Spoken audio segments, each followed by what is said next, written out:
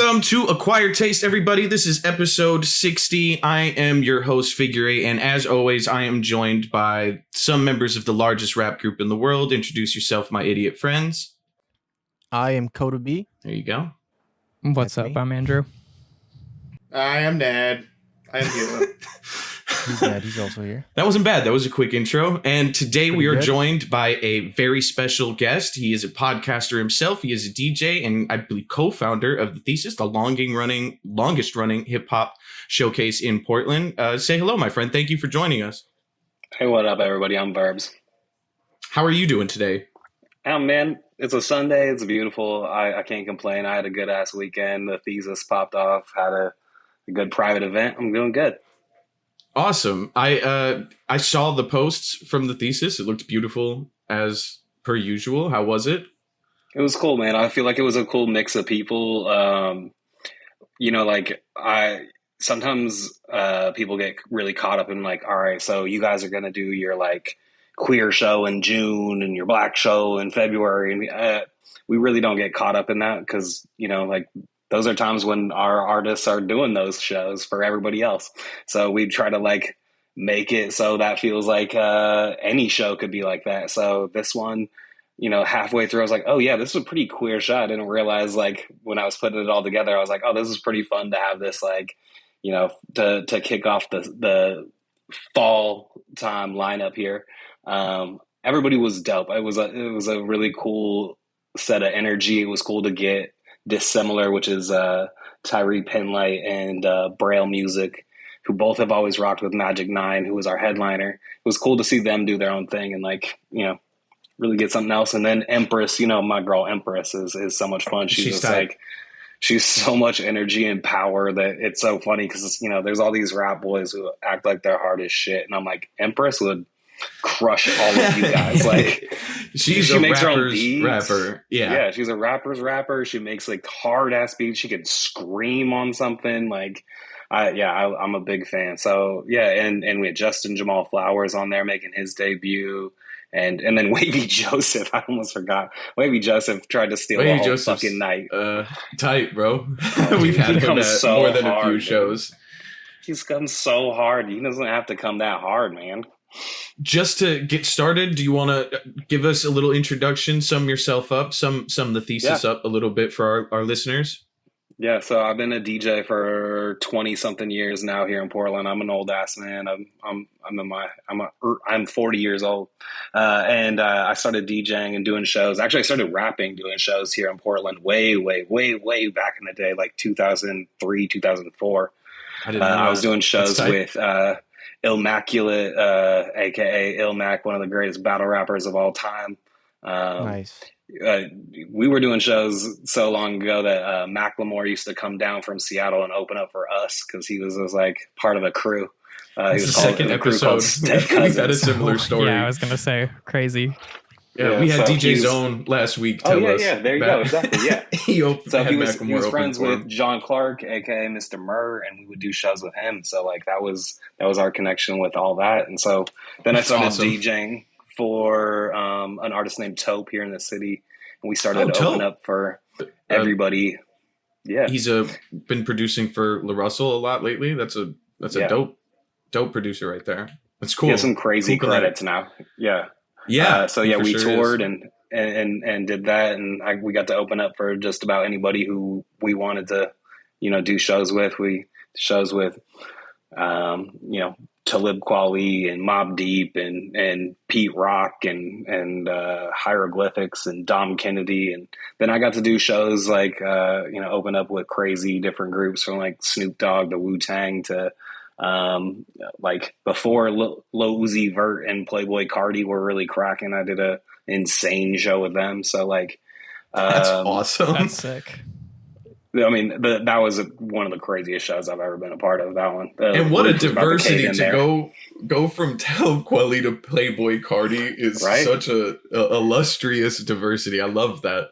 That's sick. Yeah. So and then I've DJ'd for like I would tour with Gift of Gab from Black Alicious, and I was DJ a few times. I DJ for Raekwon, and I've DJ'd for now over like 300 artists in the city because we started a event in 2014 called the Thesis to kind of Portland always did a really good job of setting up DJs. Like DJs always have had platforms around town, but like rap was a real tough sell around Portland, and getting anyone on any shows was impossible. And if you did, it was like the same, 3 or 4 people, and you just didn't have opportunities for local artists consistently. You had to throw them all yourselves, and you were always putting yourself at risk. So one thing we wanted to do was just build a better community and kind of change how we saw shows going in Portland, because both Mac and I were kind of burnt out on like, a show with 100 people on it and like 100 dudes and like not a single woman in sight, and just like weird energy in crowds because of all that. So, like we really wanted to make a better community for hip hop in Portland, and I feel like we've set up a lot of artists for success, and a lot of people have done some really great things through our platform. So I'm really proud of what we've done. So yeah, we've been doing that for 10 plus years now. That's great. I moved to Portland in 2015 from Michigan. And we couldn't we couldn't find anything or anywhere to book. Like we didn't know where to look. We weren't in the scene. We couldn't find, Ned and Andrew were around during that time. They can attest that it was like a house was our best case scenario. Yep. And then the TARDIS room let us throw our own shows for a while, but there wasn't, and I probably heard about the Thesis in 2016. Which isn't super long into it. And it's cool to me now that like I was just a dude in a garage at one point and saw that existed. And now we're here talking to you. Right. I've performed there. I've seen incredible videos and pictures. And we've seen articles and recaps.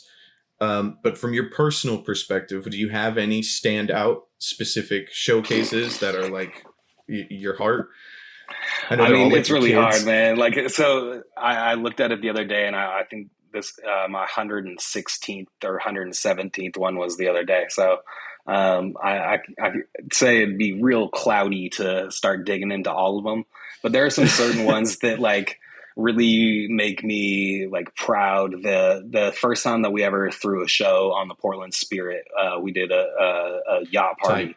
And it was really early on. It was like April 2015 is when we did it. And the crowd, it was one of these ones where like we didn't really know what to expect. Like it was kind of an expensive ticket. We had a cool lineup, but we didn't really know how it was all going to go because they didn't really do rap shows on that boat, probably for good reason.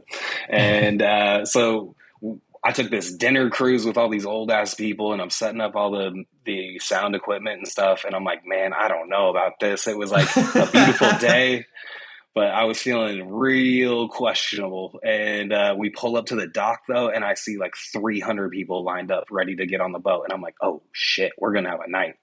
So that one was crazy. That was Taupe and Mike Bogan and Blossom and Hot 16. And Mike Bogan was there, wearing like a pirate costume with like a parrot on his shoulder and shit. So like we had a blast. In fact, that was the one that we all got kicked off and they said we'd be banned forever. We did it again last year, but anyway, it's one of those ones where I'm like, that was a solidifying moment of what we were doing is like, okay, this is clicking with people. And then things like Dante Thomas's first sold out show, he threw like 20 of his homeboys on his set, and that one went crazy. We did a few shows that were back and forth between Seattle and Portland, so we did like half a lineup of Portland artists and half Seattle, and took like Mike Capes and stuff up to Seattle, to rock. So some of those things really stand out when we were like getting out of our zone and like really taking some extra things on. But then that's awesome. Like there's times where I'm like, oh shit, we saw Last Startful Dodger, like she was our headliner for our first anniversary show. She's incredible. She rocks with like Anderson .Paak and has like she's awesome. Grammys and shit. So she's incredible. There's a time that Dame Lillard came out and rapped after he lost a game.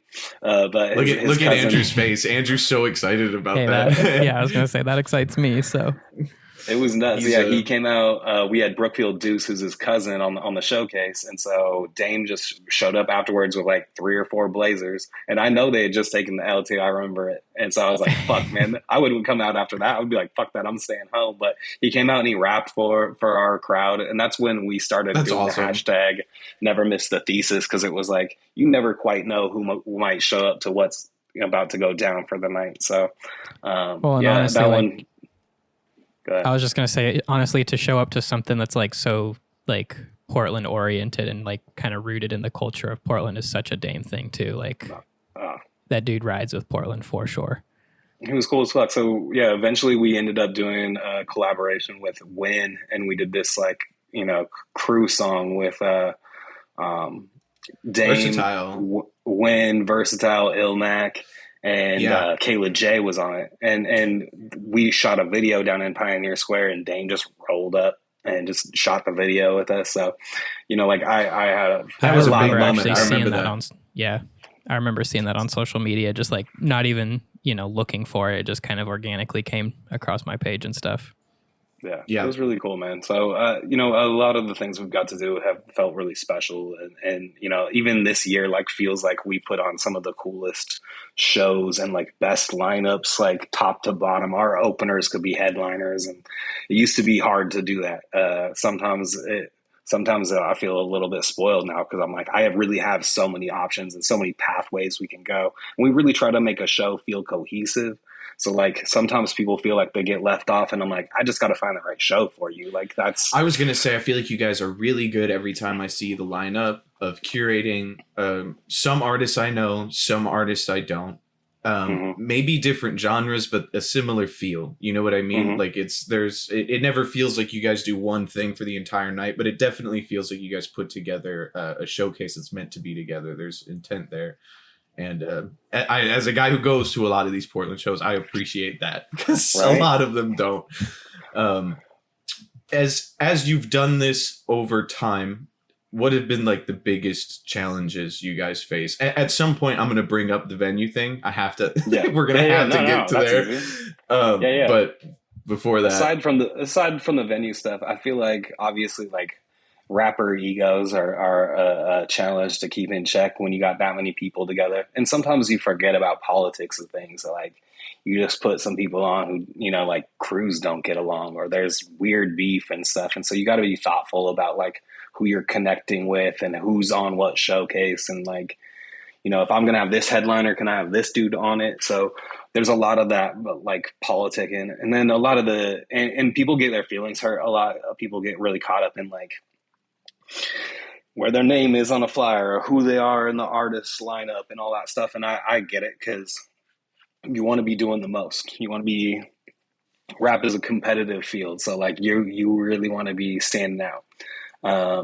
The other thing is like, is the consistency, I'd say, is because we've done this for 10 years. So we do it every single month and like making sure that goes off, that 4 or 5 rappers all get on the show or, artists or whatever they are, and how their set goes off and how they interact with staff. And like, there's so many other little things involved in throwing a show that like, there's a reason why certain people keep coming back and we always rely on certain people because they're just like so incredibly reliable and so chill and so cool to work with that I'm like, yeah, I'm going to have Lambo Lawson on again because he crushes it. His music is tight and he's professional as fuck. He always shows up and does the thing. So like, there's reason why we rock with certain people.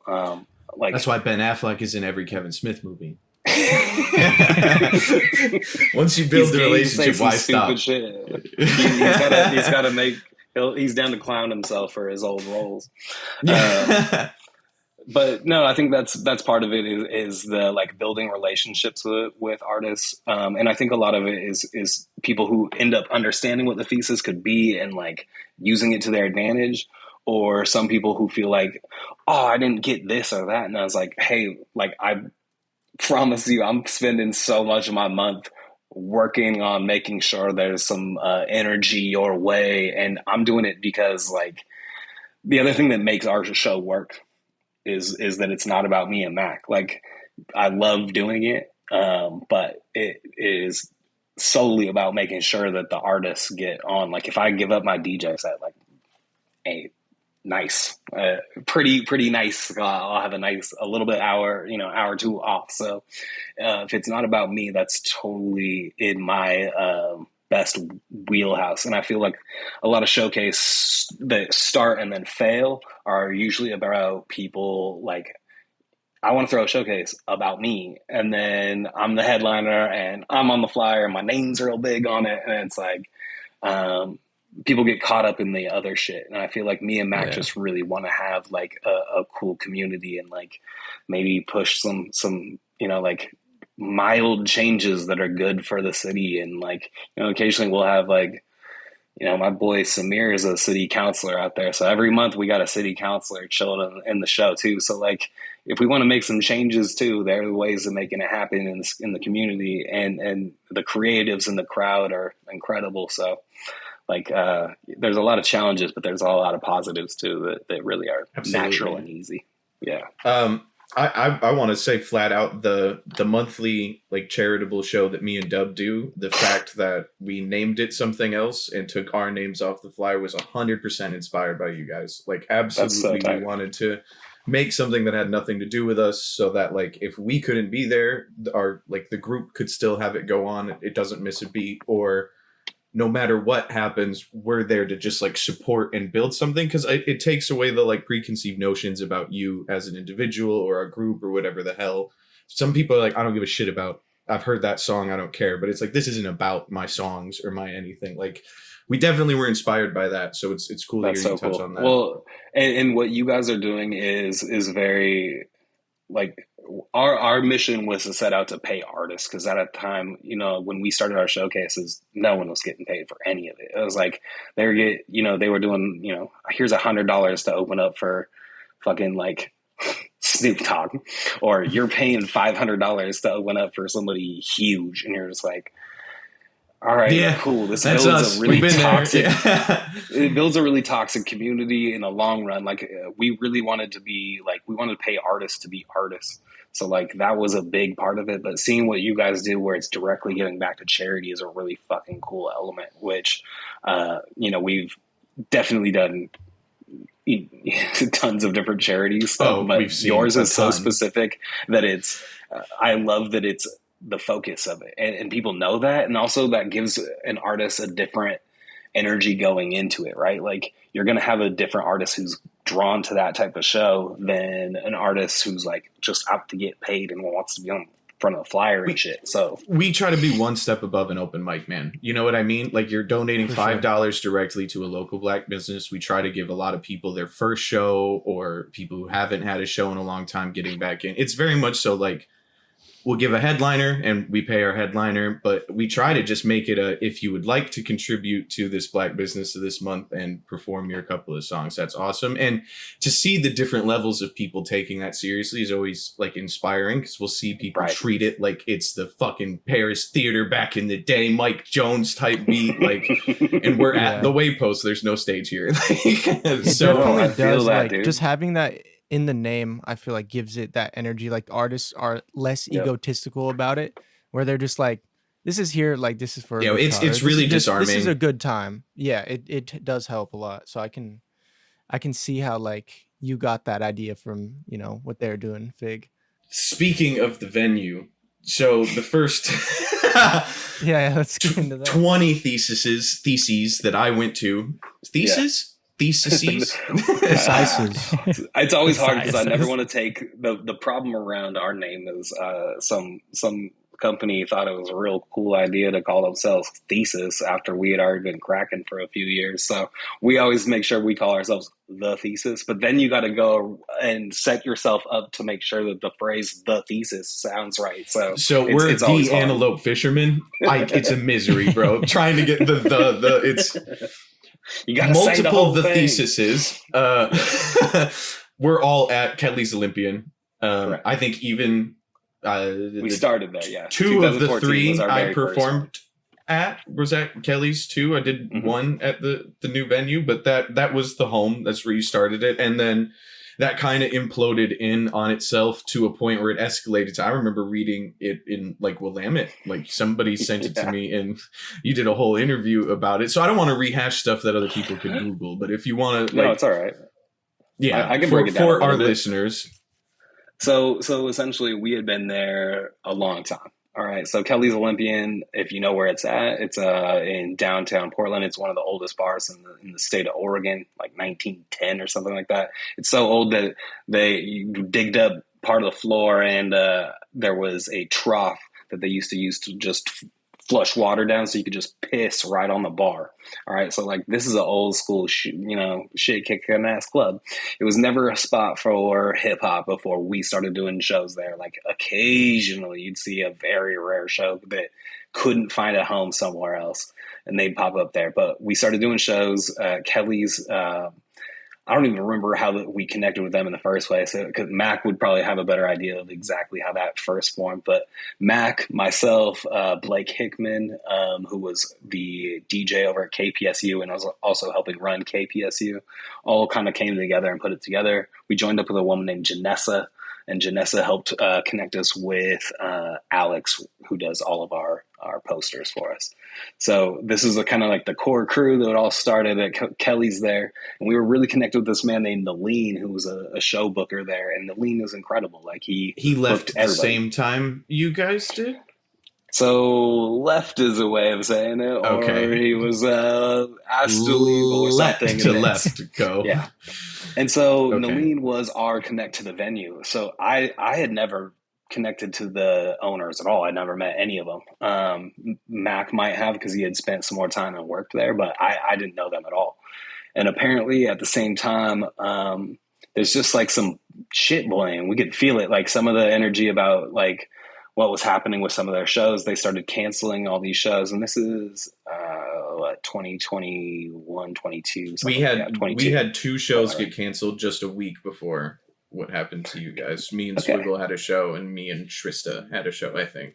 There you go. Exactly. And so this is exactly what happened, is they had all of these showcases that were Black or queer focused, and they canceled a bunch of them all at once. And then also essentially we're like through the back channel saying something like, we want to do less rap shows and want to do more karaoke and EDM. And that sounds like code to me for, we want it to be more white. And that's just I'm just going to say it as flatly as it sounded to me, as a white person from the Pacific Northwest, who has heard weird code talk. That's just felt bad. That was what was coming through the back channel. And then, when they shut down these shows of these people who we had championed, we had Trista on, we had, I think J Baby had a show there. And then Swiggle was supposed to do it. And so like, you also notice our very first showcase back was Trista, J Baby, and Swiggle. But anyway, so what happened was they started canceling these shows. Then all of a sudden we get in a conversation that,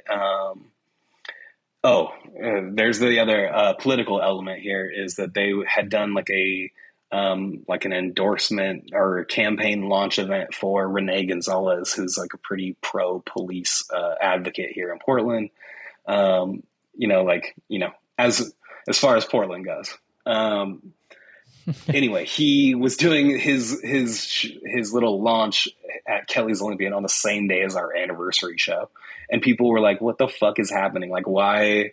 We were born out of over policing at Portland hip hop shows. Like literally that's why we started doing the show. There was an incident that everybody talks about. There was the Blue Monk incident where they shut down a showcase with a bunch of dope rappers on it, but it was because it was some like fake thinking they were some gang shit. Anyway, so we were just like, fuck this. We're going to start doing the same shows that we would normally do and just put artists under the title of the Thesis. It won't matter. We won't say it's, Ilmac Show or Mikey Vegas or Luck One or any of those people. We'll just say it's the Thesis and we'll focus on that. We'll connect it to the school and make it look like innocuous, but we'd be doing the exact same shows we were always doing. Like that was still Cool Nuts. It was still everybody, like the crew that would always come around. That was who was coming around.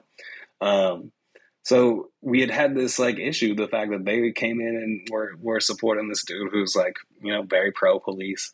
So that kind of ruffled all of our feathers a little bit. And then lastly, right before our last showcase, I think in like January of that year, they were like, oh, we're going to change how we structure your payout. And we won't even they didn't negotiate with us. They didn't have a conversation.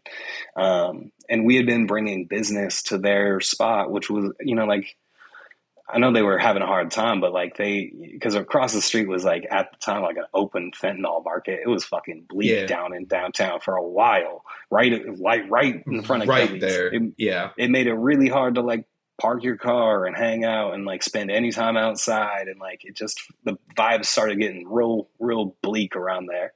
And it just was bad vibes. And so I just felt weird that we had never even asked to move off a Thursday night. We do our show on a Thursday night. We could have been Friday, Saturday, any venue we wanted to, but we always made sure that a business was getting people in the door who would never come there anyway. They'd only especially on a Thursday. Yeah. On a Thursday down to their downtown spot. And so we didn't even get, we weren't paid out from the bar. We were only taking door takes at the time. So it was just like, this is ridiculous that we've had this relationship with you guys for as long as we've had it. And this is how we're being treated here, especially since like we developed a community here. And so we just were like, well, shit, we can find 10 other venues who would rather, have what we can bring to their space and like our history and our like, there's definitely, we've had write-ups in Vice and all kinds of shit. Like we make sure that this is a true spot for artists in Portland. So anyway, long story short is our former sound man was Kelly's Olympian. At Kelly's Olympian was a man named Brian. He was part owner of a lollipop shop. And so we reached out to Brian. We're like, we love working with you. How about connecting? He was like, yep, let's do it. So that's awesome. Keeping it in the family. Yeah. It just felt like a super easy connection. Also a little, it's not like we went that far from downtown. We're just across the bridge, but like there's just a little bit better energy over there. And they wanted to do it. Like that's who we're excited about having us. So we're like, well, let's go where we want to be at and where people want us to be.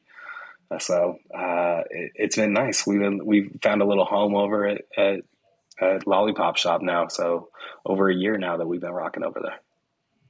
That's awesome. Oh yeah. Does anyone have any questions before we Verbz is going to stay with us for the episode. We're going to hear what he thought of Doggystyle today. But before we move on to in the news, anybody else want to throw something at him? Sure. Yeah, I was just kind of go for it. No, fuck you, Andrew. No, I think mine's a good way to end it off. So, okay, yeah, no, I was just gonna say from your experience, because I'm sure you've gained a lot of knowledge just about throwing shows. You've talked about keeping your community nice with like artists that are trustworthy and stuff. Mm-hmm. So like, what is your like?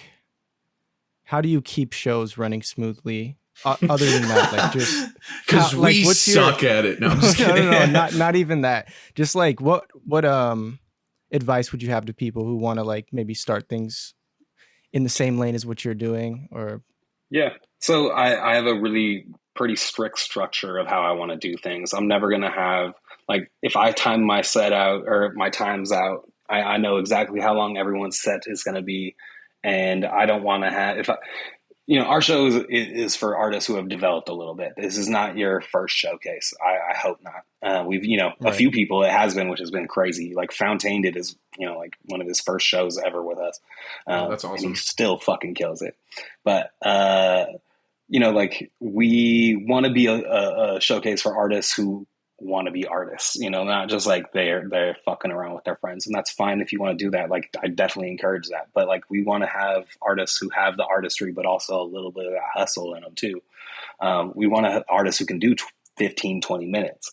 So I think my structuring is always about capping people at a certain time, but also building in little gaps for myself for time where it's gonna fuck up or somebody's gotta need extra time to plug in, or like just little bits of time to give yourself some energy in there. Also, you need a good DJ who can keep that shit moving. A DJ really's got to like hold the show together, because that's a tough. I'm up there from 8:30 till 1 a.m, cycling through all these artists, and keeping energy moving with my music and their songs. I mean, there's so much planning that goes into it. It's like, it's the emails, it's the texts back and forth the day before, it's the fucking downloading and knowing how to, somebody's going to walk in there last minute and being like, I need to airdrop my shit. Can I email you one more real quick, bro? No, that's the worst. That never happens. They always do. They always never do. once ever. Ned's first words this episode was, you activated his Vietnam flashbacks. Fucking when we were on tour and we had a DJ for every random artist we booked. Just right? Proper preparation prevents poor performance. It's always about the preparation. And the problem is with this is like, it's all on those other people. So I'll tell you right now, work with women. Women are always on point. Yep. Hell yeah. So funny. Women the same shit shit. together. There's been shows where I asked Ned, like, what sets do you have? And he's like, all the women on the show. Like, straight up, him and Token have said those words to me. Like, that's it. Not even mine. No. He's like, you haven't sent yours, by the way. Wavy Joseph was night. like, I was on stage confirming I had a Wavy's whole set the other day. I was like, come on, man. You're a pro. What is happening here? But no. Empress, Empress had all of her songs to me with her songs and titled in order and with the whole list day beforehand. Like, I will say, like, the women always come more organized, and I think it's because the people, like, don't give them the respect, and so they got to show that they're extra professional. Aren't given the opportunities here, and they're always trying to overprove themselves, which is similar in a lot of industries that they are in, which sucks. I'd say that's one thing that I've always found is like, goddamn, make sure. And that is one of the rules of Thesis. We have several rules about how we do our show. We always have women on our showcase. That is always, look at every single one of our lineups.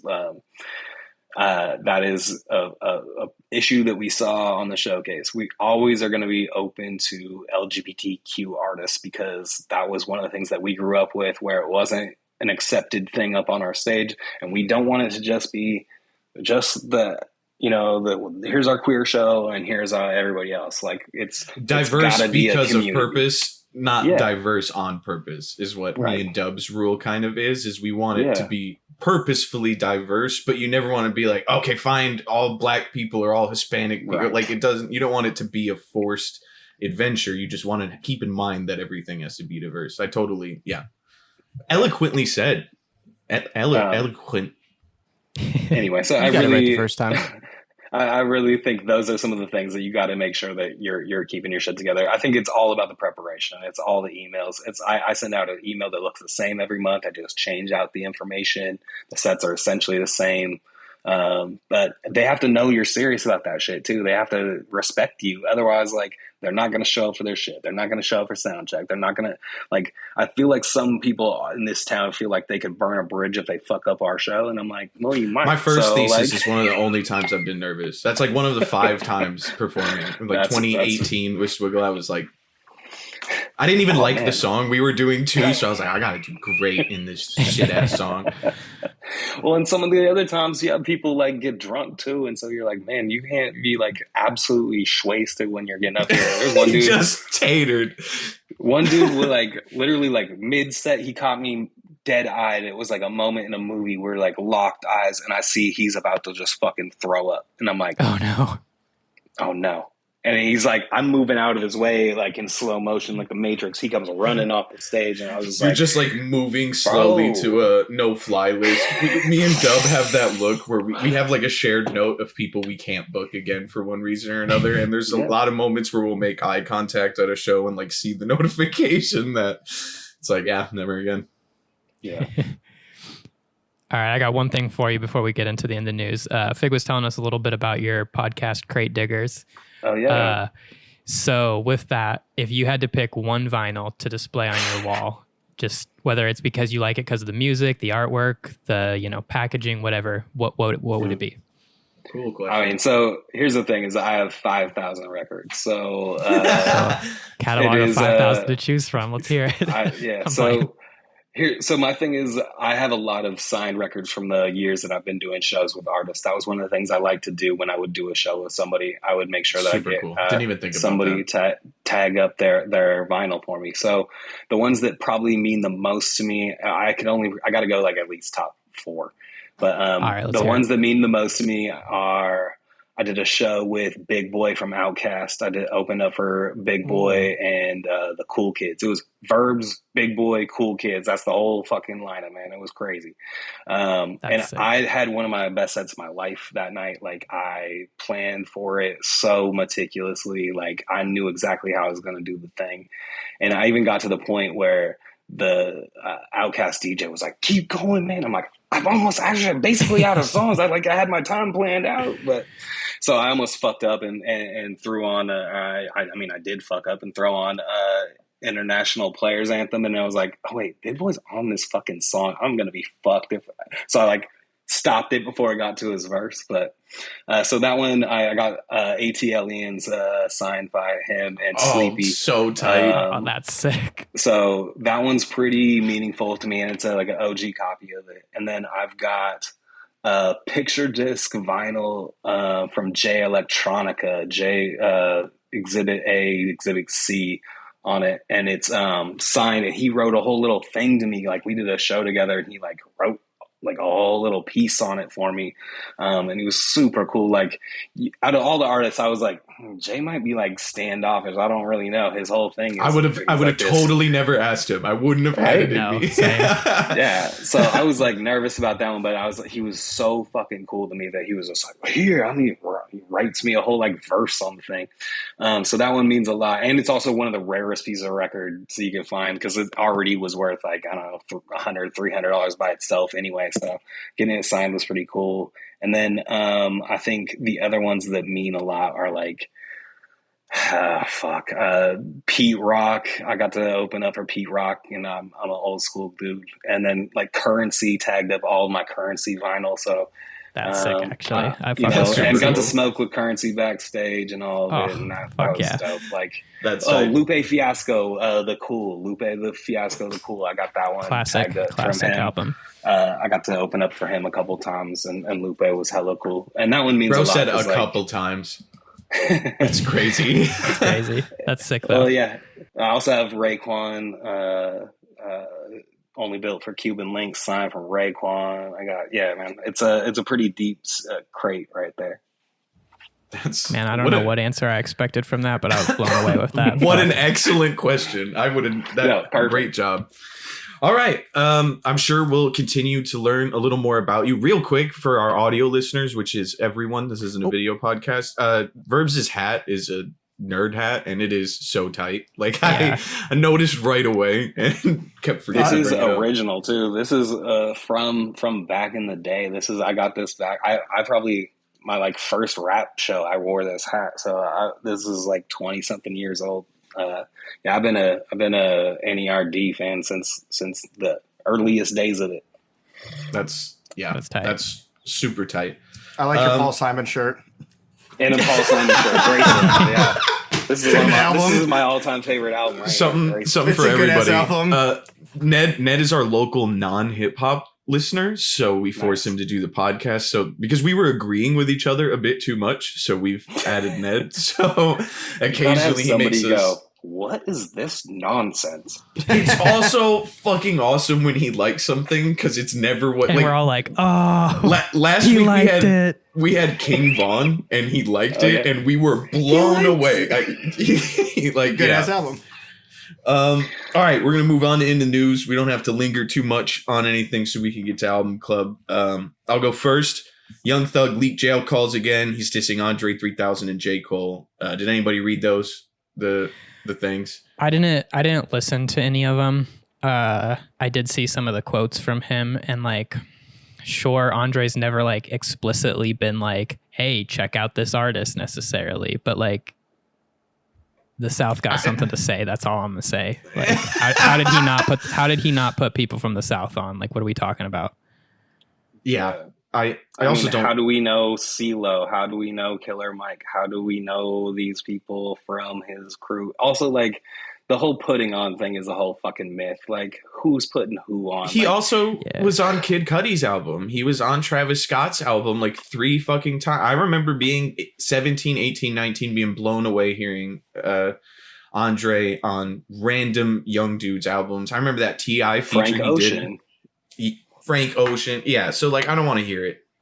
Yeah, I mean, I think we talked about this last week. Like, Thug has just consistently been frustrating since he got let out, and it's kind of disappointing to see. Yeah, I mean, like, he's crashing out for sure, and like, even with J. Cole, it's like, all right, so JID, Boz, the fucking Earth Gang. Also, J. Cole like, took you on fucking tour, bro. He gave you one of your first Billboard records. Hey, Young Thug, come on the podcast. I mean, I love Thug. I feel like he's one of the best features you can add to a song. Like, he gives you a lot of effort for a verse. So, I mean, like, it just is one of those situations where there's so much chaos behind the scene, and we don't know anything about what's actually happened. So, it's just like, I don't know. It's just like I'm listening to somebody ramble at this point where I'm like, I don't even listen to any of it anymore. It's just like it becomes noise, and so I'm just tuned it out. Right. Yeah, same. How do these jail calls? What does it mean? Leaked jail calls? Like, I'm pretty sure the Freedom of Information Act means you can fucking get a hold of a lot of stuff, or somebody within the federal government leaked. Yeah, I just stuff. meant like, did someone that he called like? Yeah, put it's that like out or something. It's just like I think one of them was with 21 Savage. One of the calls, and yeah, like all phone calls are recorded, so right, it's out there somewhere, and like, and it lets you know right when you pick up the phone. So I don't. Yeah, first a lot of thing stuff like, is.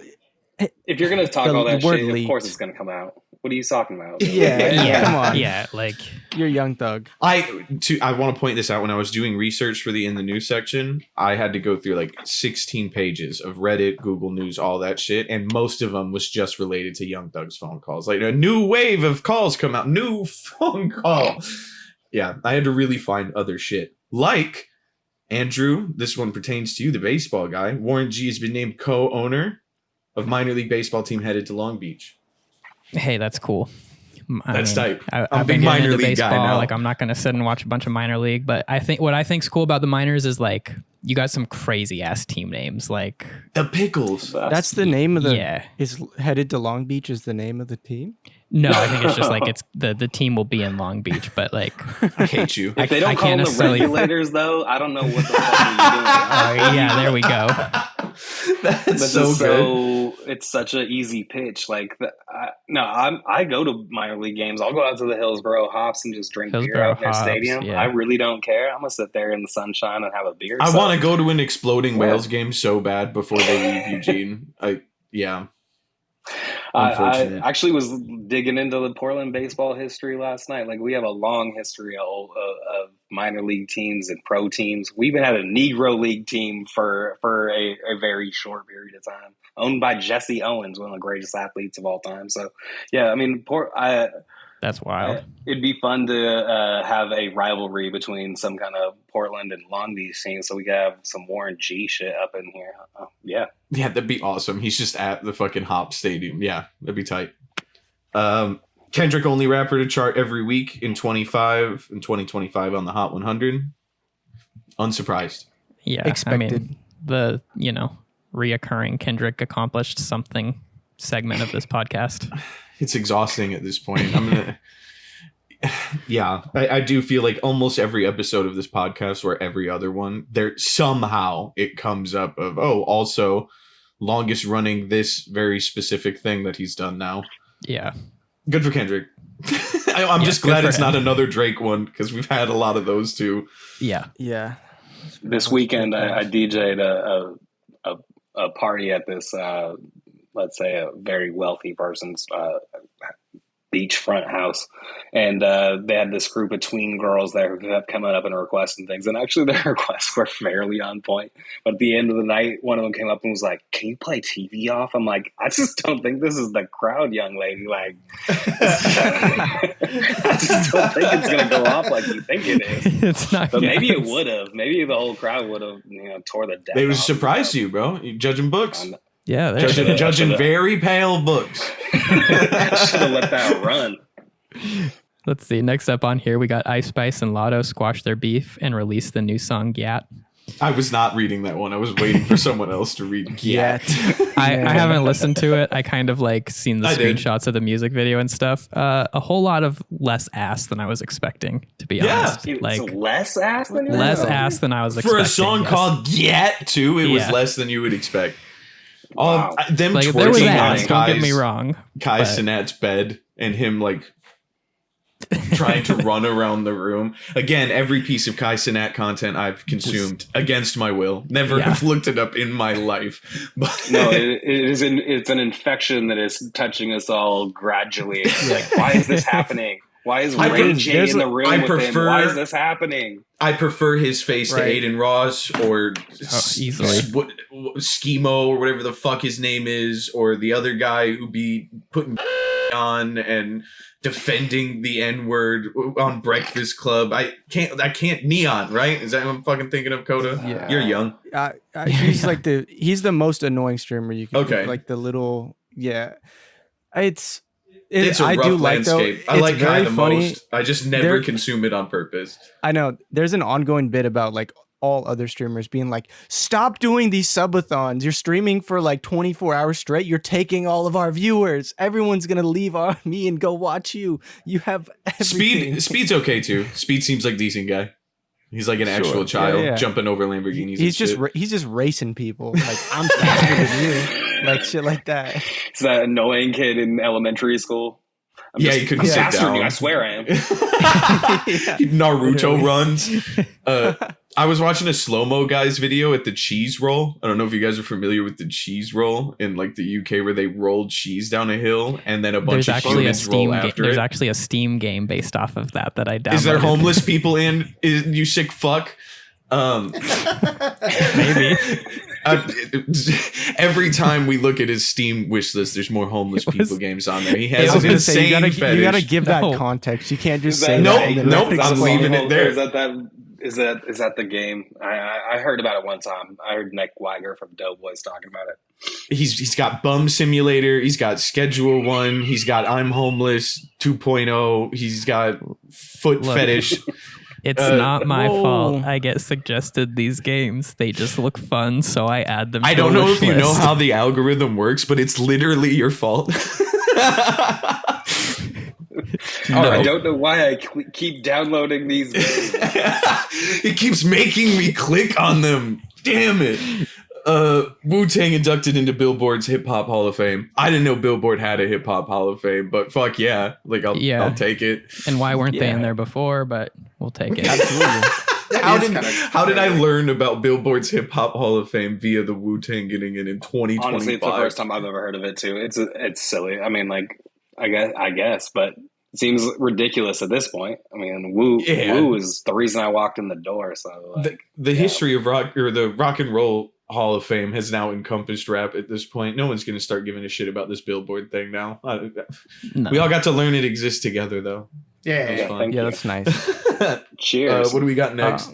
We got Lil Jon takes third place at Muscle Beach Fitness Competition. Sorry, I laughed a little bit. That's such a great headline. It's like so Beach good. Fitness Competition.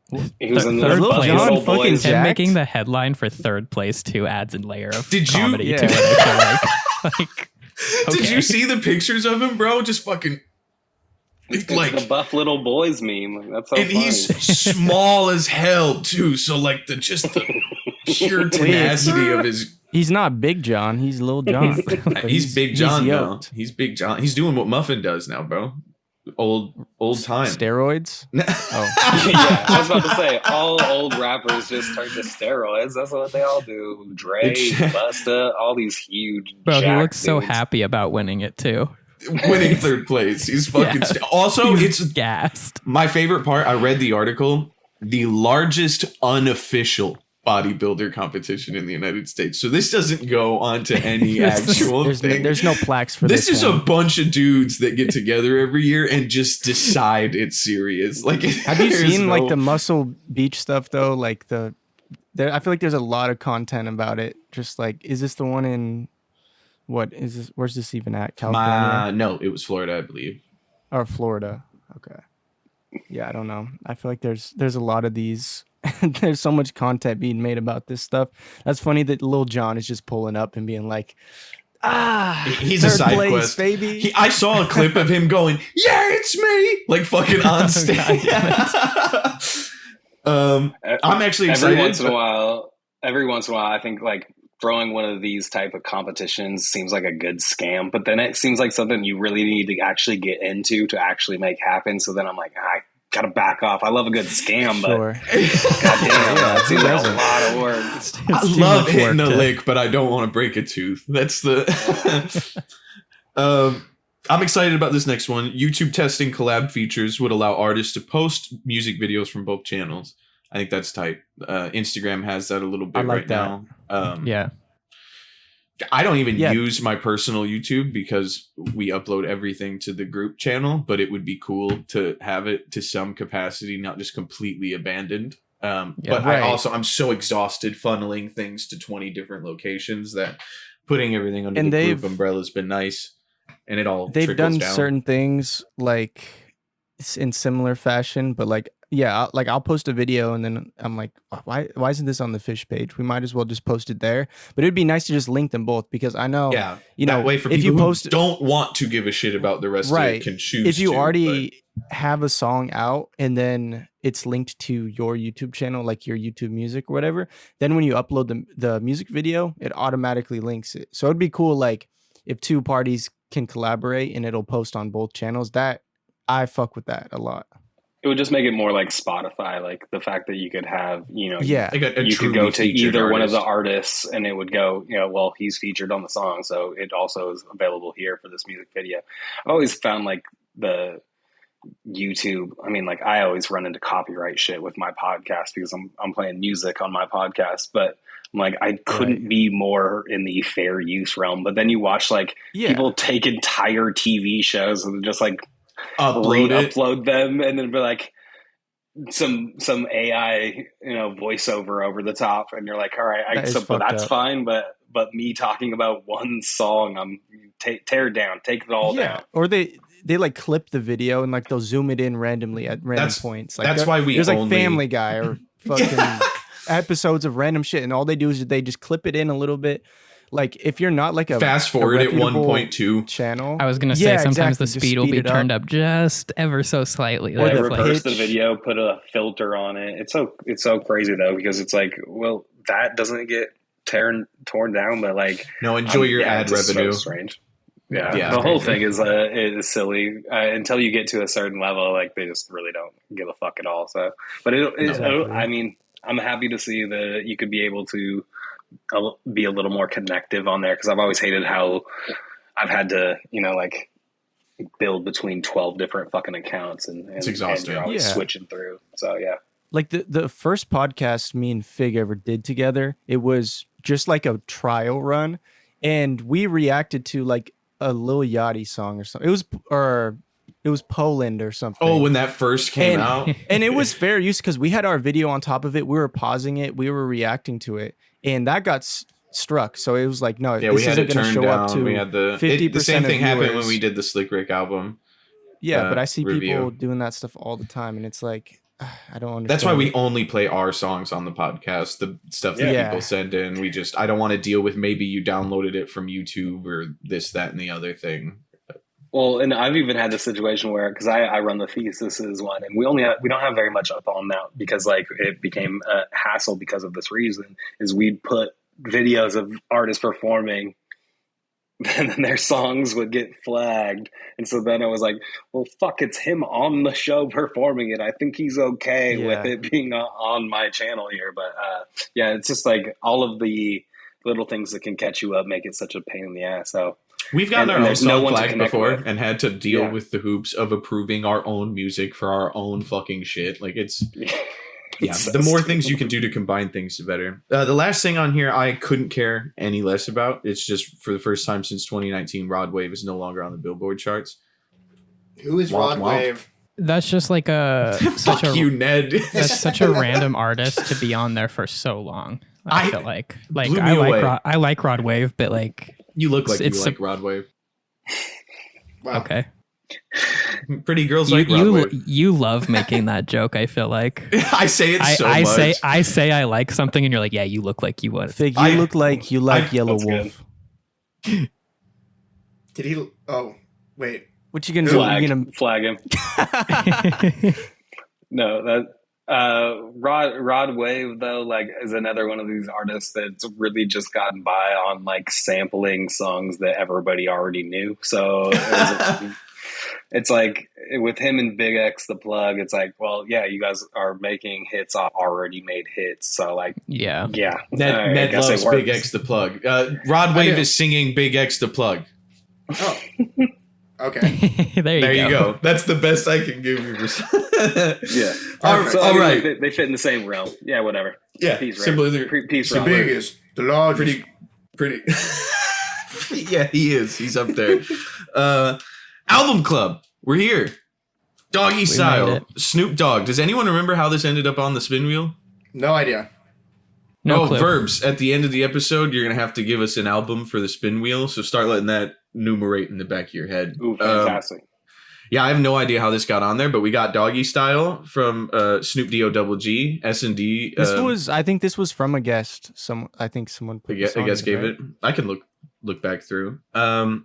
Yeah, do we let's start with over under Verbz to catch you up a little bit. Young Ned does not listen to rap, so we every time guess over under. We have a little section for our guests. We keep score between all of us. You are now contributing for the guests. Everybody over under. Young Ned 8 out of 13 Coda B's is our scale. Yep.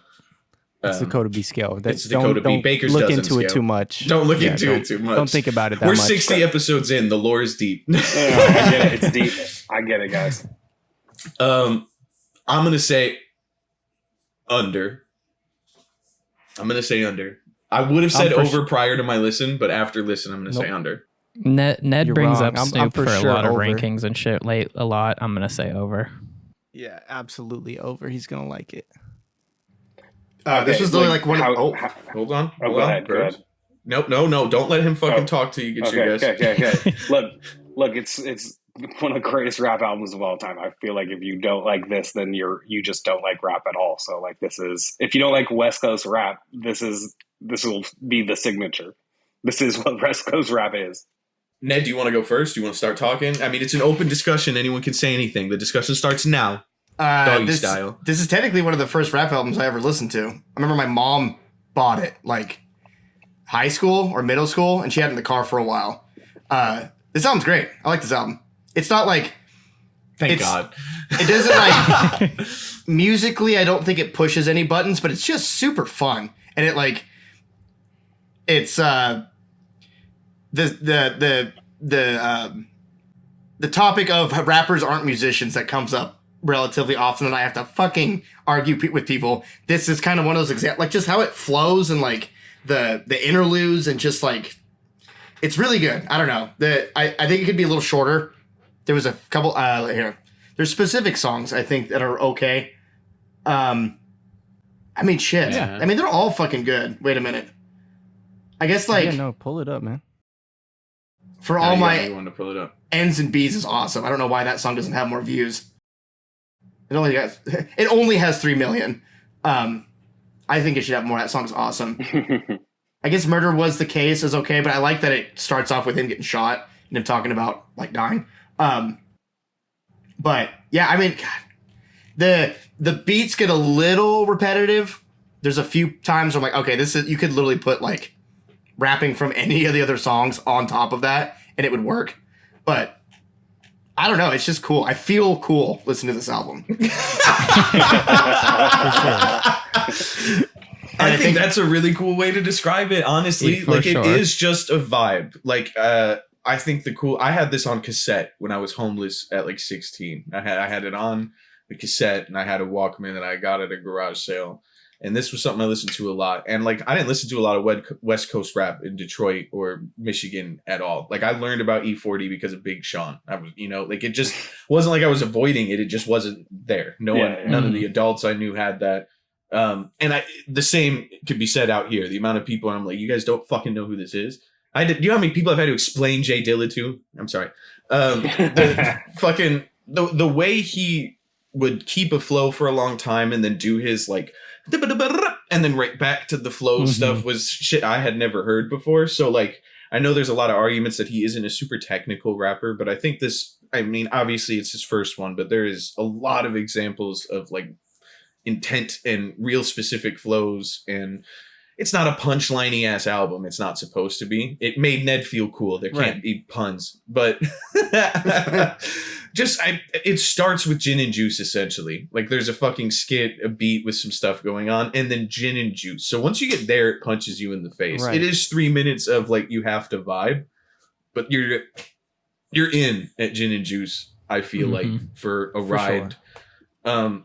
I don't think like I dislike any of the songs or necessarily would change them, but for sure, like Doggy Dog World by this getting close to 6 minutes, I could move on to the next one. I just wouldn't know how to like restructure it. You know, like it's fine the way it is, but I do in my current age, I'm like, I have acquired what I'm acquiring for this. That's actually good. I had that same thought.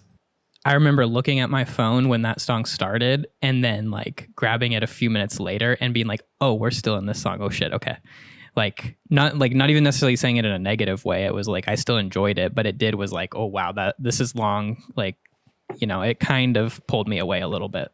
Say the opposite. Track 5, I forget what it was, is like 5 minutes long and I didn't notice at all. Like Lodi Dotti's awesome. I feel like that's Lodi Dottie. Lodi Dottie. Yep.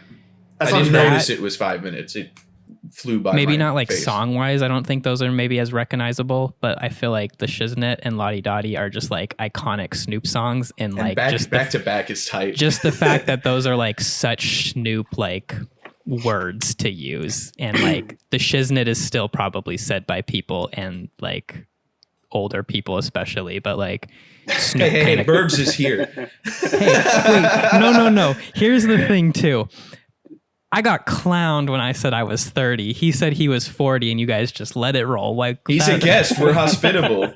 You live here. Think I'm gonna say, damn. I'm an old ass man. I just have to acknowledge it.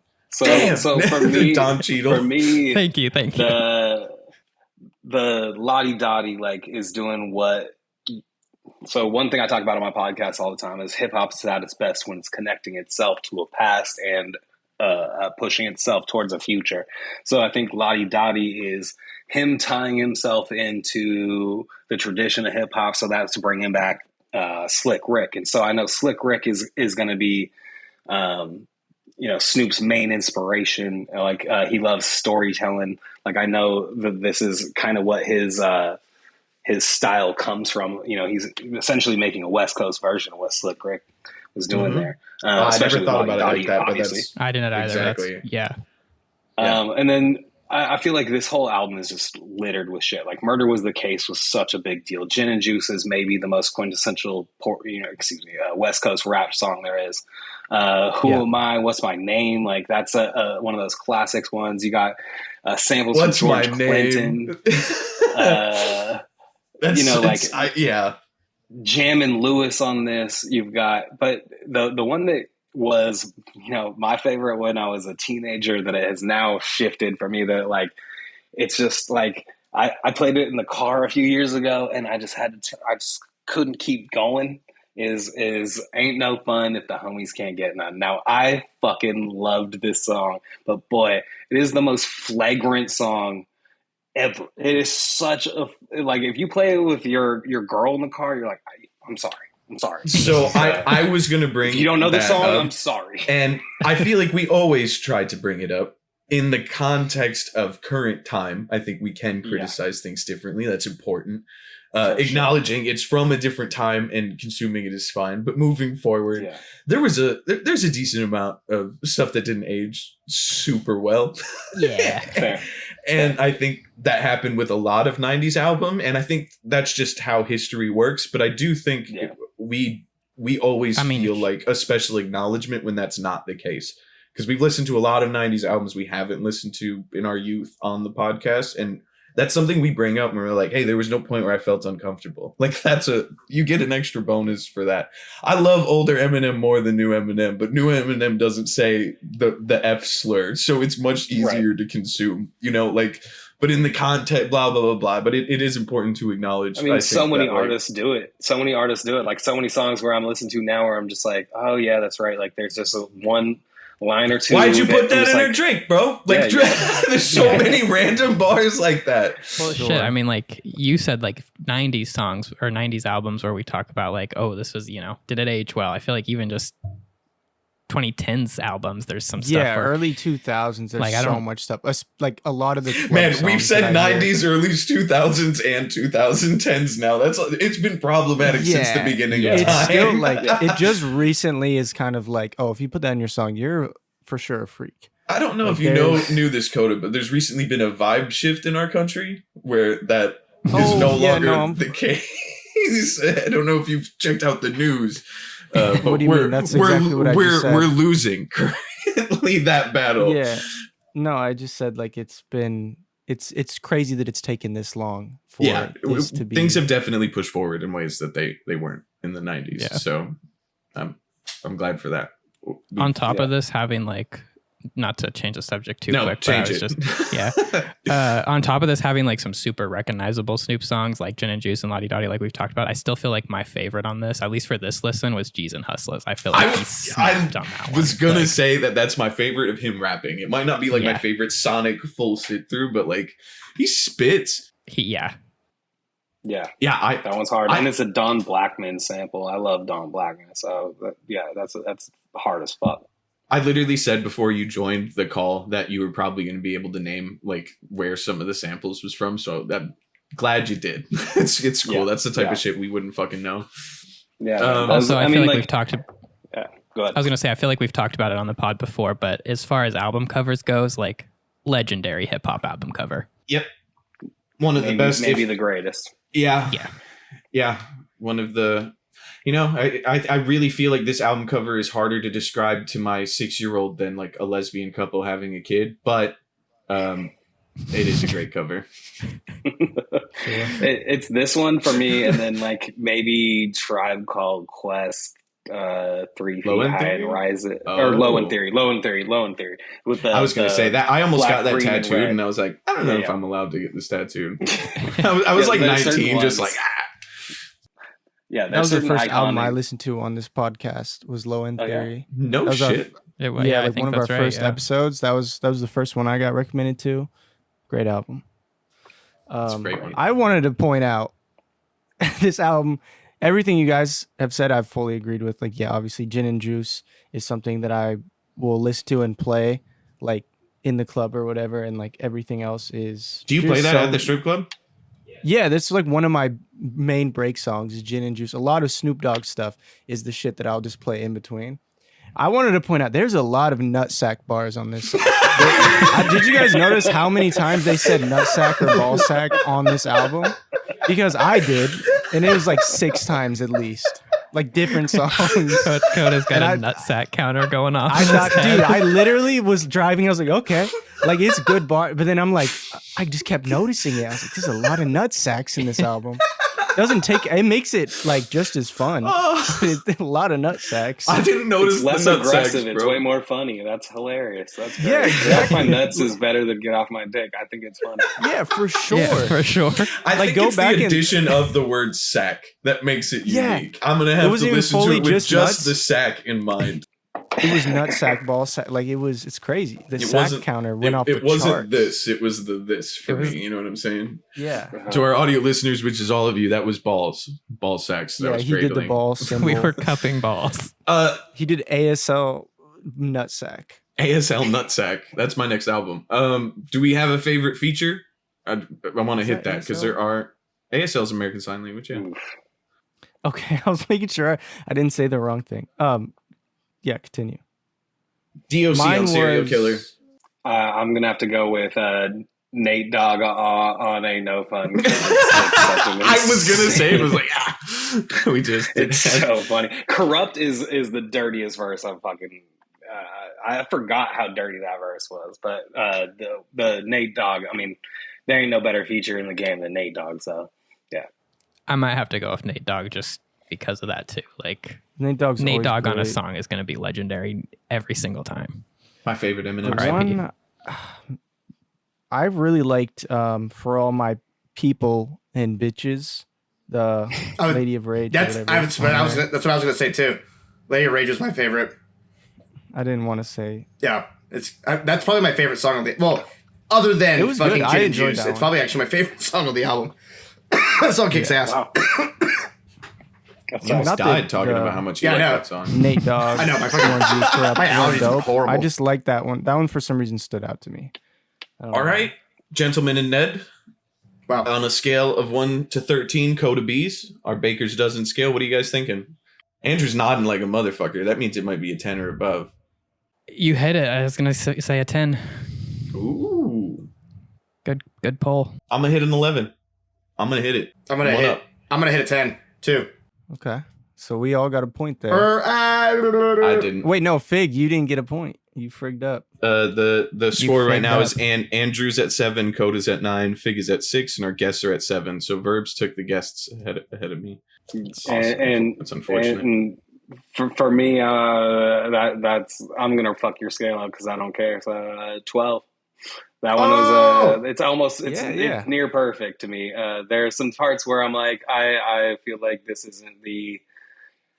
You're right, because it's 19 songs, something like that. Like it does have some fluff. It has some stuff. Fluff. Yeah. We call it dirtling. Dirtling.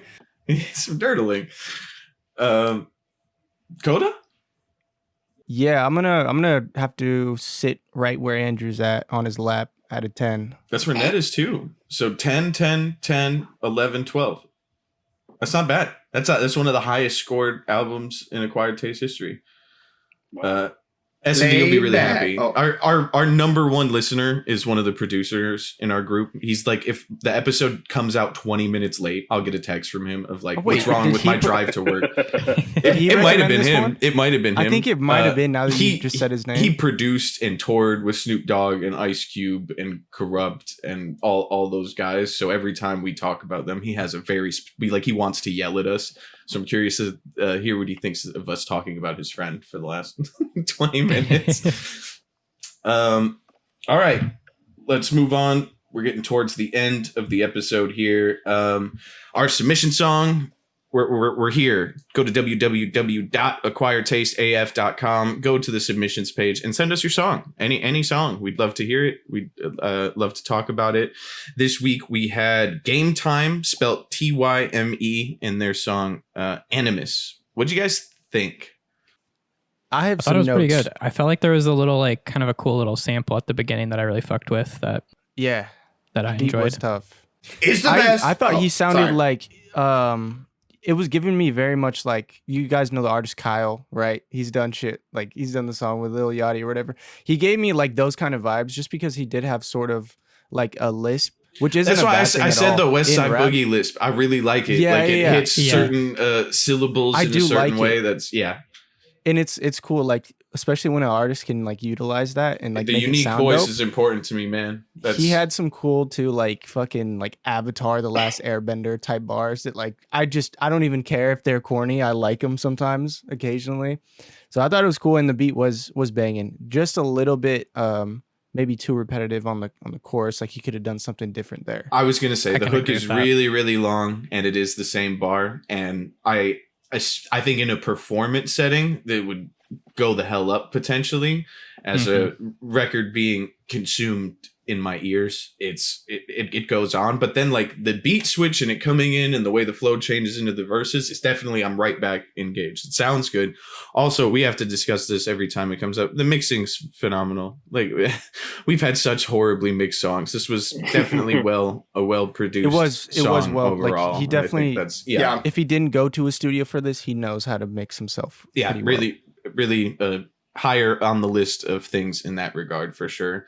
I honestly liked it a lot more than a lot of our recent tracks we've gotten in. We've had a couple of decent ones recently, but this is for sure the most. No, this one I feel like stood out a little bit more than others for me. Yeah, I agree. Yeah. Felt really original, felt real intense, felt really well put together. overall, I have no idea how you found our website, Mr. Game Time. Thank you so much for sending in your song. I'm going to look him up on Instagram. It'd be cool to see if he's from here. Come on the podcast. I just want to chime in real quick and say that I'm always a fan when a beat builds like that, where you're flipping a soul sample or flipping a sample where that kind of chipmunk soul kind of, old school type of for sure. And then it also built into something bigger though. Like I always love Trox beats, because Trox will do something like that where he'll give a little like thin piece of the sample and then really hit you with something big. The energy comes. I feel like the song structure could use a little bit of like rearranging. I feel like the hook coming in for a long time before you get to anything leaves you going, where's the song? Where am I at? But other than that, I feel like cool voice. I always am a big advocate for inflection. This is one of the things that people don't think about when they make songs, is like how you pronounce words is really important. And people remember when you pronounce things in interesting ways. And it's like, you can always say something absolutely in a normal way. You know what I'm saying? I think it's one of the most famous examples of... Yeah, perfect example. One of my favorites, we just talked about on my podcast, Crate Diggers. We did the Roots Stay Cool, but we brought up Black Thought doing his like 10-minute funk flex freestyle. I may have seen the clip of you talking about this. Oh, yeah. What was the word? So he says binoculars or something like that, where he stretches out the word binoculars or binoculars or something like that. And so he just makes the word fit his rhyme. And it's so fun. It's just like, God damn, it's such a clever way to use language and come up with, like Eminem is the king of it too. He loves making a word fit the rhyme instead of 4-inch orange. I was going to bring that up. Eminem and Kendrick have both talked about how like you can just change the way you say a word and not change the meaning, or people will still be able to catch like, oh, he said orange, or but like just changing it a slightly bit and like kind of having that wordsmith skill to be able to change things to keep rhyme scheme on point. Yeah, absolutely. Exactly. When I was really young and I heard Tech Nine say binoculacas, which is what I thought about when you posted that clip with the binocular, like I still knew what he meant, and it's funny. Like it's big fan of that. Using your song, people fucking make it sound interesting. There's a reason why like we remember certain lines from songs. Just make it more fun. Yeah. Absolutely. If we're not talking about like the dead homies, you should be trying to have fun in some way. You know what I mean? For sure. There's nutsacks and whatnot, There's a time and place for taking yourself too seriously. That time is not on every single song. I don't think. Great. All right. Moving along to the Antelope Fisherman song. Every single week we play one of our songs and talk about it a little bit out of our 400 or whatever on Spotify. This week we got 9 to 5 from Big Fish Little Fish, which was me and Coda B's first tape together, featuring Gemini Deeb and produced by Gemini Deeb. Question? Yep. Coda? Okay. Yes. And we're gonna play. It's you guys covering Dolly Parton, right? So like that's for sure. We're gonna play a clip of that right now. My shoes untied, the crew on high, got too much vibes. Step aside, I'ma slip aside. Oh, don't you lie, I am on your mind. You can't pin me down. Raised by wolves, I was born with a crown. Your girlfriend, she a fan. Beat the pussy up, I'm a dog, I'm a hound. I'm so ahead of my time. You go back to the line. Dumb employed, you lying. Out of our bitch, you're fine. They throw fits like clothes when I met your bitch. Let's go quick, I'ma test those lips. Fuck a 9 to 5. I was pimping bitches like. And we're back. No, where am I? And as I'm going to do the same thing I did the last 3 episodes, I'm cutting your and your back and keeping Andrew's. Wow. And you would have known that if you listened. Wow. I listen to it all the time, dude. Because you shit on me 3 episodes ago. He doesn't listen. 3 this episodes guy, Andrew, ago. hasn't listened to a single episode. Neither do you. Poop. I listen to all of them. I like them on Spotify. But you don't like Relapse. On the 2. So. Oh, exactly. No. I did. That's not even true. I do like. We're not getting into this. Continue. We had 9 to 5. We just played a tiny clip of that. What do you guys think? We made Hate it. this Worst at 5 song. in the morning. Coming into the episode, I thought this was I was thinking 5 5 to a to 10. 10. Yeah. We have a lot of number songs in our. So I was a repertoire. little disappointed, but I still think it's a good song.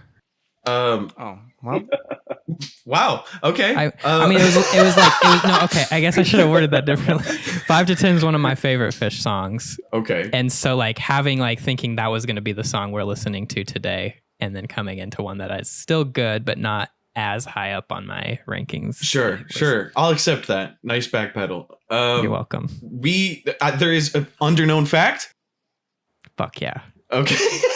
had to get that in there. That's Fig's trademark. Mello booked us a session from noon to 5. We showed up at noon. Mello was going to do the first hour. Me and Coda were going to finish our album with the rest of the time. Dude was like, what are you guys doing here so early? Your session's in 12 hours. Bro booked midnight to 5 a.m. So we... Bro didn't know the PM versus AM. Yeah, so we went home for 12 hours and then went back. And then this was the last song we did. And we had the hook from Deeb, our Syrian fish, who always brings us the strangest beats and most interesting. I've never heard him rap like this or sing. He did the hook. Like, he was yelling and angry. And he worked at Intel at the time. So I love that it's just like work a 9 to 5. I'd be fucking bitches, bro. I'd be on the side. That's what I'm doing. Real tongue-in-cheek song. We were definitely tired when we made it, and you can hear that in the beginning of Coda's verse talking about how he stinks. We gave him so much shit for that bar. No, you're taking it out of context. The listeners will be able to decipher. You said that you reeked, I believe, and that's why you were scaring the hoes. Is what I heard. That's what I heard. Anyway, that's what I heard is from you in the streets. Yeah, that you no, reeked. That's what the streets are saying. I reek because I've been grinding all week. Dude. Just take a shower, bro. I don't care how hard you're working. You can take a shower. Man, you're not one to talk about fucking bars, Mr. There's too many examples. Oh, there's too many to think of one of my bars. Oh, I'm gonna come with the list. Yeah, because we're Here's talking the about this viral song clip specifically right right now that we just listened to. Okay, I'm gonna go. You know what? I'm gonna go. One through of your my catalog. favorite. Go through my 600 songs, bro. Good luck. One of my favorite little sections is the Fuck you. She said, "Thought you're gay." I said, "Totally." So good to blow on me for it, and then hope she doesn't leave me for Coda B. I love that little sprint of just vulgarity. This was during a younger time in our lives for sure. There wasn't a lot of super thoughtfulness there, but I do think this is one of the better. It's a different time song. It was a different time. Yeah. I do think this is one of me and Coda's better like early collaborations. We definitely found out how to work together on this tape. But yeah, I have a fun. I think we performed this at the Soldier Boy show, which is an interesting place to do a song like that, but we did it. Who's your favorite artist you guys ever opened up with? What was the craziest one of the shows that just wrecked, it all tore down? Soldier Boy was a big one. Yeah, I don't think probably we that ever one. sold that much merch ever at a place where no one knew us. Like, I think we sold every single thing we had after we walked on stage. Like, there was a line at our that was the most like we were just there paying to get on a show, and our energy and our performance actually did the thing you hope that paid investment did. You know what I mean? Like, we got put in an environment to be able to showcase, and apparently it was the right kind of audience in the right kind of city. That worked out well. Riff Raff was another one of those. Yeah, that one was good. In Salem, that felt really good. When we booked Bill Saber ourselves and flew him from New York, that was a super like expensive, scary, terrifying thing. But like headlining that with him, like we went on right before him, and like the audience staying there for our hour and his hour, like it was that was great. And every one of the photos and videos I saw from that show looked tight. I was impressed with that whole piece because it did look like you guys were taking on a big trip there. So I was like, oh shit, this is a we took a bite. We took it. Yeah. I mean, hey, like sometimes that's the way to make the movement happen. Like honestly, and I think you guys have probably connected with like some really good people to make sure that it all lines up. But sometimes that goes sideways for people. It's always tight when it goes right. So I was really happy when I saw it crack for you guys. And like, I'm always stoked when I see you guys get something really going off. Like, this is one of the things that I love about doing the Thesis is like champion artists who end up championing other artists. So like, you guys give it back and doing your own showcases, the Flow Show, A-Rev Show, all of these people throwing their own shit. It's like, yeah, the whole and keep point doing of the Thesis it. Everybody can do it platform. once and get burnt out. Everyone can make one episode of the podcast. Right. Anyone who continues to do it, it's like just such a good for fucking you. It is not easy to do it a second time. Hey, fucking man. Any of that. That's honestly, when I came back to do my podcast, I originally started a podcast in 2014. And, you know, I've had some friends start new podcasts and I'm like, yo, if you can get through like the first 5, then you actually have a podcast. So if you get through the first 5 of your shows, you might have a show. So like, I'm always impressed when people take that energy. And that's why like sometimes I'm like, I don't need to worry about some of the folks who are already throwing the thing because they already have built themselves a platform. So it's always dope when I can find, you know, artists doing that for other artists. So anyway, congrats and thanks for doing that for the city.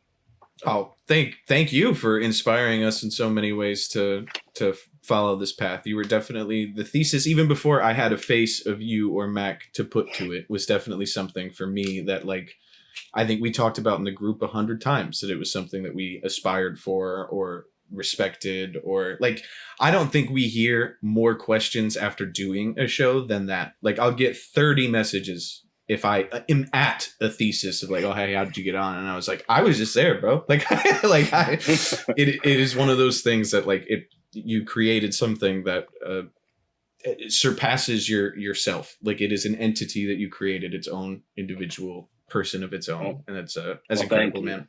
Thank you, man. Yeah, I mean, like there's one thing we won't do is we won't water it down. We don't want to like have it be so it's just something that like the fastest kid online can sign up for it, or the kid with the most money could throw his shit at us, because people have offered us all kinds of money to get on the show, and it's like that's not what the shit is. Like that's not what we're doing it for. Like, so being able to champion real artists is the whole point. So anyway, send them my way. That's what I'm doing it for. No, I'm just kidding. That takes us to the spin wheel. We're going to spin the wheel, find out what we're listening to next week. Verbz, do you have any idea what album you'd like to throw on here for us? Yeah, man. I don't know if it's something. So we got into a little West Coast with with Doggystyle. But yeah, I want to bring up one of my favorites, a little bit more modern from the West Coast. It's Dom Kennedy, the Yellow Album. That's my suggestion. It is one of those ones that's not on Spotify, which drives me absolutely fucking crazy. But and it's one of those ones I wish I had on vinyl, because it's an impossible vinyl find. So Dom Kennedy, the Yellow Album, some real West Coast shit. I think you got maybe like Nipsey Hussle on there too. Anyway, it's a good one. Fuck yeah. Thank you so much for that. Coda B, spin that taste wheel. Let's find out what we're listening to next week on Acquired Taste. Yep. You shuffled? You shuffled, right? I shuffled like 10 times. Okay. All right. Yeah. I was because you didn't shuffle for like 62 episodes or whatever. 55. Yeah, well, wow. Yourself. How about that? Fuck, I'm not going to be here. God damn it. All right. Spin it again. Well, next week we have Cage the Elephant. I'm going to be in Detroit for my dad's wedding. Coda B's going to be in Pendleton doing whatever the fuck Coda B does. So we're going to have 2 special It's probably going to be Ellis, if we're being honest, right? I'll find somebody. Maybe. All right. He has a vendetta towards me this episode, and I don't know what I did. Hey, we're doing a rock one. That's fun. I can take over a little bit. Do we got any local artists we're adding to this wheel? Or yes. We already got someone. Okay. No, I have 2 to add right here. Can you add Token sent us a beat, which is interesting. Okay, I'll just put Token beat. Oh, wait, this one doesn't count. I didn't shuffle it. I guess it doesn't really matter. No, it doesn't matter because there's 5 people. But... Lady Fio, she has her own showcase in town as well. Last Laugh Sundays. It's like a comedy thingy. All right. Sweet. That takes us to the end of episode 60. That feels good. That's a watermark one, right? Thank you so much for joining us, Verbz. Do you have anything you want to plug? Yeah, man. You can check out the Thesis every first Thursday here in Portland, Oregon. We got the Thesis PDX on pretty much any platform. You can check out my podcast, Crate_Diggers, on most platforms, or Crate Diggers podcast on YouTube. We break down vinyl records and talk about the music that we grew up loving, passing on music just like this. And you can just follow me, Verbz the DJ, VERBZ, the DJ. That's me. Come check me out and connect with me. I'm excited to be able to reconnect with you, man. It's really been dope. I've always appreciated what you guys do for the community. I also have always found you guys fun as fuck on stage. So thank you. Yeah. That's what I want out of a showcase. So I'm always impressed. I've had you guys on a few times, and it's always been dope to be able to like get the joint energy that you guys all bring together. So big ups to the whole crew. Thank you so much. We'll talk to you soon. We'd love to have you back sometime if you're down. Yeah, man, love to do it. It's been great. All right, thanks for coming on. Taste you later. One more thing. Can you say taste you later, taste buds to our taste buds? Taste you later, taste buds. Perfect. Perfect. It's All right, not a sex thing, but if it was, we'd tell you. All right, taste you later, taste buds. We'll see you soon. Right. And I'm. Fuck you, man. Ned, it's just not funny anymore. Outro music. Do that, Conan, or I'll beat you on that if you don't. Then it would be recovery. I'm a grown man in token shape, my boy. Oh, it's pretty good. This is crazy. We gotta end